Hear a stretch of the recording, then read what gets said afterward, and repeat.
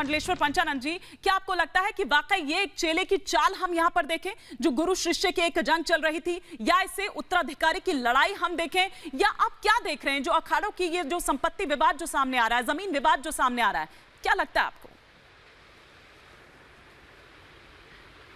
देखिए, कहीं ना कहीं ये प्रॉपर्टी का विवाद हो सकता है। ये तो कंफर्म है कि साजिश के तहत उनकी हत्या हुई है, क्योंकि वो ऐसे संत थे, उन्होंने सारी जिंदगी संघर्ष किया, कभी किसी चीज़ से घबराए नहीं, 13 अखाड़ों की अध्यक्षता करते रहे, लाखों लाखों करोड़ों लोगों को कुंभ में प्रवचन देना, समझाना, वो बहुत बोल्ड संत थे। आत्महत्या के बारे में तो हम सोच ही नहीं सकते। हम लोगों को ऐसा झटका लग रहा है, वो महसूस हो रहा है कि ऐसा लग ही नहीं रहा कि वो हमारे बीच में नहीं है। अंदर से जब से हमने कल से खबर सुनी है, बहुत हालत मारी है हमारे सारे संत समाज की। ये कहीं ना कहीं साजिश के तहत हत्या है और इसकी जांच होनी चाहिए, तुरंत दोषियों पे कार्रवाई होनी चाहिए। सीबीआई जांच आप भी कहेंगे? आपका पूरा संत समाज कह रहा है कि सीबीआई जांच होनी चाहिए, उसी से बिल्कुल होनी चाहिए। हाँ, सीबीआई जांच होनी चाहिए। ठीक है, सीबीआई जांच होनी चाहिए ताकि दूध का दूध, पानी का पानी तुरंत सामने आए। ठीक है। स्वामी यतीन्द्रानंद जी महाराज जी, मैं आपसे समझना चाहती हूं, अगर पिछले कुछ वक्त में हम देखें, चलिए लगता है कि स्वामी यतीन्द्रानंद जी नहीं है, लेकिन महामंडलेश्वर पंचानंद जी, मैं आपसे समझना चाहूंगी, पिछले कुछ वक्त पर अगर हम नजर डालें तो ये अखाड़ों का एक इतिहास रहा है। मैं माफी चाहूंगी कि अगर मैं कुछ गलत बोल रही हूं, लेकिन ये इतिहास रहा है कि या तो गुरु को ठिकाने लगा दिया जाता है और या फिर गुरु का किडनैप करवा दिया जाता है। इस तरह की भी घटनाएं हमने देखा है कि पिछले कुछ वक्त में बहुत ज्यादा बढ़ी हैं।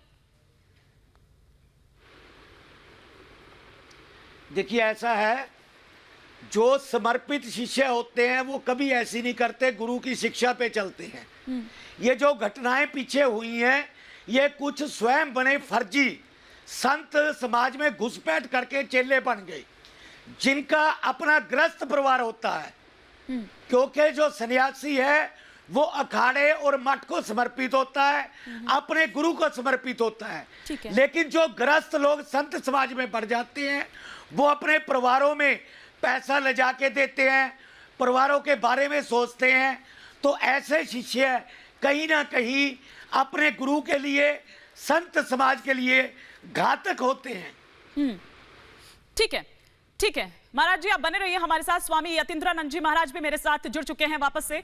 स्वामी यतीन्द्रानंद जी महाराज जी, मैं आपसे ये समझना चाहूंगी, ये जो 7 पन्नों का सुसाइड नोट है जिसकी बार बार चर्चा हो रही है, आप उसे कैसे देखते हैं? क्योंकि ये माना जा रहा है कि महंत नरेंद्र गिरी जी बहुत ज्यादा ऐसे कोई पढ़ते लिखते नहीं थे, मतलब अगर उनको पढ़ना भी होता था कुछ तो वो अपने किसी शिष्य को बुलाते थे, उन्हें कुछ लिखना भी होता था तो वो अपने शिष्य को ही बुलाते थे। क्या लगता है क्योंकि वो सिर्फ साइन करने से ज्यादा या कुछ और बहुत इसके अलावा वो कुछ और करते नहीं थे? आपको लगता है कि ऐसा हो सकता है?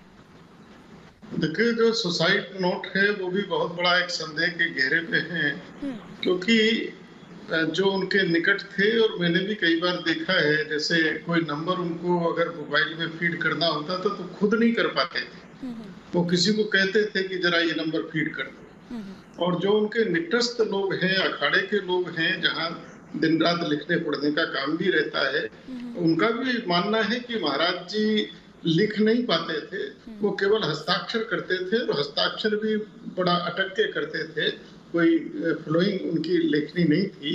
इतना लंबा उन्होंने लिख दिया होगा, ये अपने आप में एक आश्चर्य